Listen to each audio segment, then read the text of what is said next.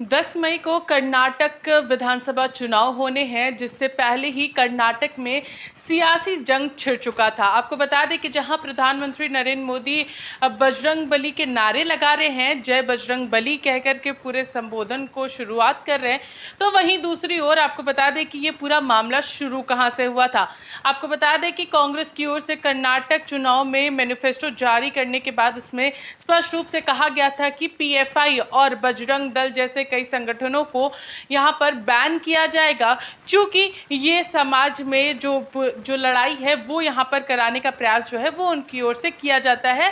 इसको लेकर के बजरंग दल को कर्नाटक में बैन किया जाएगा, जिसके बाद लगातार बजरंग दल और कई हिंदू संगठनों की ओर से इसको लेकर के आवाज़ बुलंद की जा रही थी, आंदोलन किया जा रहा था।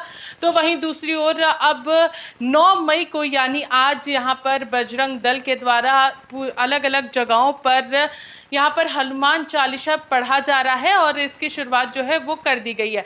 इसको लेकर के तमाम बातों पर चर्चा करेंगे। हमारे साथ हमारे एडिटर मौजूद हैं, हम लोग सीधे इनसे जुड़ेंगे, नित्यानंद शुक्ला जी से। पूरा मामला यहाँ पर जिस तरीके से बजरंग दल बैन करने को लेकर के शुरू हुआ था, अब बजरंग बली के यहाँ पर बजरंग बली का यहाँ पर हनुमान चालीसा पढ़ा जा रहा है पूरे देश भर में।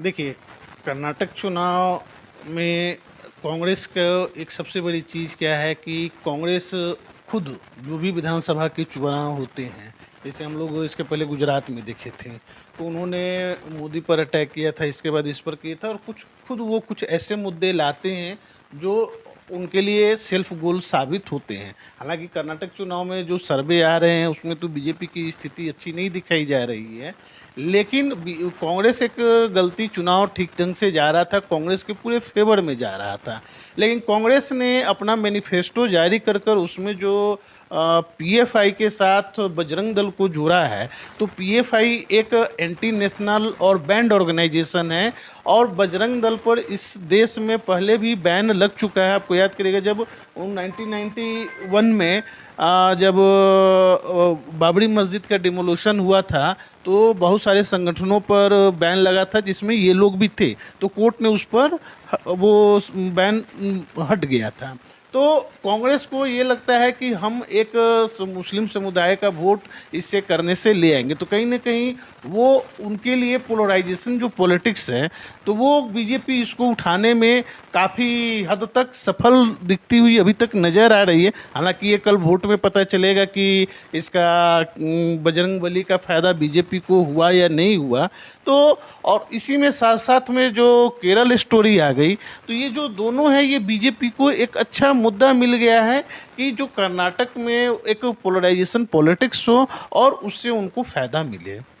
केरला स्टोरीज कई विवादों के बाद 5 मई को रिलीज हो गई। सिनेमा घर पूरी तरीके से हाउसफुल जा रहे हैं। राजधानी रांची की बात करें तो राजधानी रांची में भी इसको लेकर के हम लोगों ने बातचीत की थी, जहां एक तरफ केरला स्टोरीज को बताया जा रहा है कि कर्नाटक चुनाव से पहले यहां पर रिलीज करना ये एक प्रोपोगेंडा के तहत यहां पर किया गया है, ताकि कर्नाटक में इसका कुछ चुनाव में असर देखने को मिलेगी। राजनीतिक रूप से सारी बातें सामने आ रही है द केरला स्टोरीज को लेकर।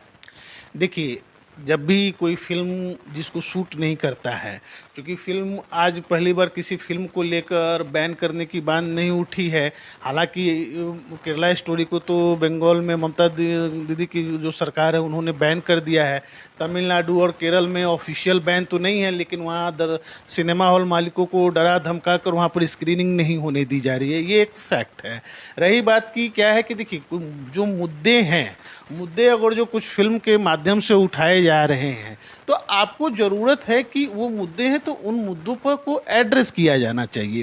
केरल स्टोरी में कुछ मुद्दे दिखाए गए हैं कि किस तरह से आईएसआईएस जैसे जो इंटरनेशनल ऑर्गेनाइजेशन हैं, अब भारत में ही नहीं, भारत में जैसे दिखाया गया है कि 32,000 केरल की लड़कियां मिसिंग हैं, ये नहीं बताया गया कि ये आईएसआईएस में शामिल हुई हैं, लेकिन ऐसे भी केसेस आए हैं जो कन्वर्ट कर उनको फॉरेन कंट्रीज़ में भेजा गया। तो ये केवल हिंदुस्तान की नहीं, आपको लंदन ऑफ इकोनॉमिक्स का एक सर्वे है जिसमें कहा गया कि आईएसआईएस में 41,000 ऐसे लोग शामिल हुए हैं जिनका इस्लाम से कोई लेना देना नहीं है। उन्हें कन्वर्ट किया गया है या उनके दिमागों को उस तरह से मोबिलाइज किया गया है कि वो जाकर वहाँ पर ज्वाइन किए हैं। तो कोई भी एक ऑर्गेनाइजेशन बनता है, आप मान लीजिए कि कोई अखबार का ही संस्था चला रहे हैं तो आप वहाँ पर एम्प्लॉय लेते हैं, तो अलग अलग कास्ट के रिलीजन के लोग होते हैं। तो ISIS भी एक टेररिस्ट ऑर्गेनाइजेशन है, लेकिन उसे आदमियों की तो ज़रूरत है, तो उसमें वो उस तरह के लोगों को वो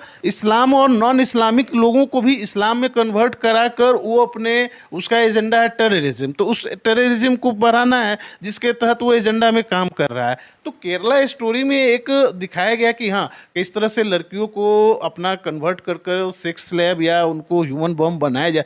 तो इशू ये नहीं, इशू ये है कि इसे एड्रेस किया जाना चाहिए कि समस्या है तो समस्या का समाधान किया जाना चाहिए। अब इसे आप अगर जो बैन कर रहे हैं या इस पर पॉलिटिक्स कर, तो इससे क्या होगा कि पोलर जाएंगे दर्शन देखने के लिए जाएंगे, उन्हें अच्छा लगेगा, अच्छा लगेगा, नहीं अच्छा लगेगा, फिल्म नहीं चलेगी। तो इसके पहले भी बातें आई, लेकिन कोई भी फिल्म अगर जो सेंसर बोर्ड से पारित होता है, इसके पहले पठान फिल्म आई थी, पठान फिल्म को भी बैन करने के लिए काफ़ी मांग चली थी, लेकिन पठान रिलीज हुई और सुपर डुपर हिट भी रही थी। तो कहने का मतलब ये कि समय समय पर अपने आइडियोलॉजी के हिसाब से लोग फिल्मों का विरोध करते हैं।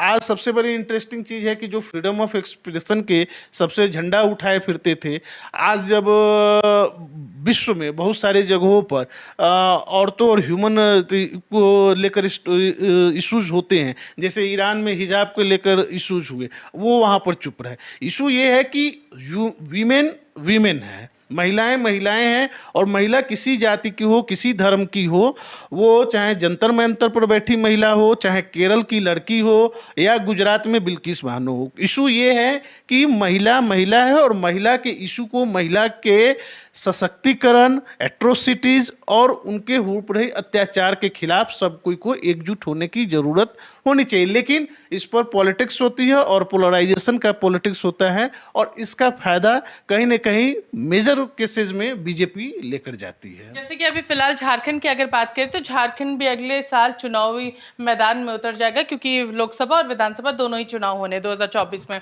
यहाँ पर बाबूलाल मरांडी और यहाँ पर कांग्रेस के विधायक इरफान अंसारी, दोनों के बीच में एक घमासान देखने को मिल रहा है, जहाँ बाबूलाल मरांडी 300 लड़कियों को यहाँ पर द केरला स्टोरीज दिखाने के लिए भेजते हैं, तो वहीं दूसरी ओर इरफान अंसारी का कहना है कि ये सब मूवीज देखने से झारखंड में सिर्फ और सिर्फ दंगा फसाद का एक रास्ता खुलेगा और कुछ नहीं। मूवी देखने से यहाँ पर भारतीय जनता पार्टी की सरकार नहीं बन पाएगी। तो ये दो यहाँ पर घमासान देखने को मिल रहा है। देखिए पॉइंट तो यही है कि बात सही है कि एक मूवी से सरकारें बनने बिगड़ने लगे तब तो जिसके पास पैसा है वो मूवी बनाकर सरकारें बना कर बिगड़ सकती हैं। तो ये बात तो सही है कि मूवी देखने दिखाने से, लेकिन इरफान अंसारी झारखंड पॉलिटिक्स के कॉमेडियन हैं जिनको इवन कांग्रेस सीरियसली नहीं लेती है। कांग्रेस से तो अभी बेचारे सस्पेंडेड है 3 विधायकों के साथ, तो पहले वो वहाँ पर एंट्री पाले, तो उनकी बातों को बहुत सीरियस लेना नहीं है। दूसरा एक चीज़ ये है कि बीजेपी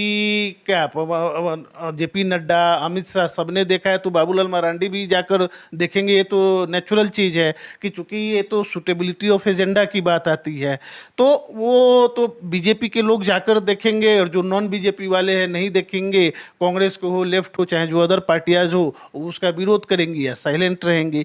आपको देखिए इशू क्या है कि झारखंड में मेरा एक चीज़ मैंने कि अभी जो सरकार है, इस पर सरकार ने कहीं भी अभी तक जहाँ भी पूरे देश में सरकारें किसी की भी रही हो, केरला स्टोरी चल रही है, कहीं पर किसी तरह से कोई माहौल तो सब जगह शांतिपूर्ण चल रहा है, तो आप उसको क्यों तूल दे रहे हैं? खुद आप पोलराइज कर रहे हैं उसका विरोध कर कर, और बीजेपी को आप मौका दे रहे हैं। तो ऐसे मौके देने की ज़रूरत आपको पड़ती क्यों है? कहीं ना कहीं आपको लगता है कि आप बैकफुट पर हैं किसी इशूज़ को लेकर। आप मुद्दे को उठाइए। और झारखंड में चुनाव है, लेकिन झारखंड में अभी बहुत समय है, झारखंड में अभी लगभग 1.5 साल अभी लोकसभा है, उसके बाद ये तब विधानसभा का आएगा। तो झारखंड के चुनाव पर इस फिल्म का कोई असर पड़ने वाला मुझे नहीं लगता है। तो जहां एक तरफ बाबूलाल मरांडी ने फर्स्ट डे फर्स्ट शो देखा था द केरला स्टोरीज, और साथ ही साथ अब 300 यहाँ पर आदिवासी लड़कियों को यहाँ पर ये मूवी दिखाने के लिए भेजा गया है। देखिए इसमें एक चीज़, केरल स्टोरी मैं भी जाकर संडे को देखा था, मुझे एक चीज़ ज़रूर ये है कि जैसे उसमें दिखाते हैं कि ठीक है एक क्लासरूम, एक हॉस्टल के एक रूम में 4 लड़के हैं, जिसमें एक मुस्लिम है, क्रिश्चियन है, 2 हिंदू हैं। क्रिश्चियन को थोड़ा बहुत अपने रिलीजन के बारे में पता है, हिंदू लड़कियों को अपने रिलीजन के बारे में नहीं पता है। मुझे ये नहीं कहना है कि आप रिलीजन जाने, मेरा एक ही चीज़ कहना है, इस फिल्म में एक तो पॉजिटिव स्टोरी जो सबके लिए है, वो किसी जाति किसी धर्म के हो, कि आपको अपने रूट से जुड़ा रहना चाहिए। जब आप अपने रूट से मजबूती के साथ जुड़े रहेंगे तो आपको डिगाने में लोगों को थोड़ा डिफ़िकल्टी होती है। जैसे आंधी तूफान आता है, जो कमज़ोर पेड़ होते हैं वो उखड़ जाते हैं, उसी तरह से आपको, एक कहावत है कि पतंग उड़ता है हवा में, तो लोग, पतंग को लगता है कि मैं तो हवा में हूँ, मुझे अब इस डोर की ज़रूरत नहीं है। लेकिन जब उस डोर को तोड़ दिया जाता है तो पतंग धरती पर आ जाता है। तो लोगों को कहीं ना कहीं अपने रूट से जुड़ना चाहिए, पेरेंट्स के साथ जुड़ाव रहना चाहिए, उससे इस तरह के भटकाव से उन्हें अलग रखने में मदद मिलेगी। तो कहीं ना कहीं कहा जा सकता है, जहां एक तरफ कर्नाटक चुनाव 10 मई को होने वाले हैं, तो वहीं दूसरी ओर बजरंग दल की ओर से लगातार हनुमान चालीसा पढ़ा जा रहा है अलग अलग जगहों पर। साथ ही साथ द केरला स्टोरीज को लेकर के जो विवाद, राजनीतिक विवाद जो लगातार देखने को मिल रहा है, तो यहाँ पर हम लोगों ने तमाम बातों को लेकर के चर्चा किया कि आखिर केरला स्टोरीज को लेकर के क्या कुछ बातें सामने आ रही है। बाबूलाल मरांडी ने भी आज यहाँ पर 300 आदिवासी लड़कियों को द केरला स्टोरीज दिखाया है। अब देखना यह है कि क्या कुछ इस फिल्म को लेकर के बातें सामने आती है, और साथ ही साथ कर्नाटक चुनाव में क्या कुछ इस पूरे मामले, जो बजरंग दल का मामला था, क्या कुछ देखने को मिलता है। फिलहाल मेरे साथ इतना ही, तब तक के लिए देखते रहिए रिपोर्टर पोस्ट। मैं पूजा, नमस्कार।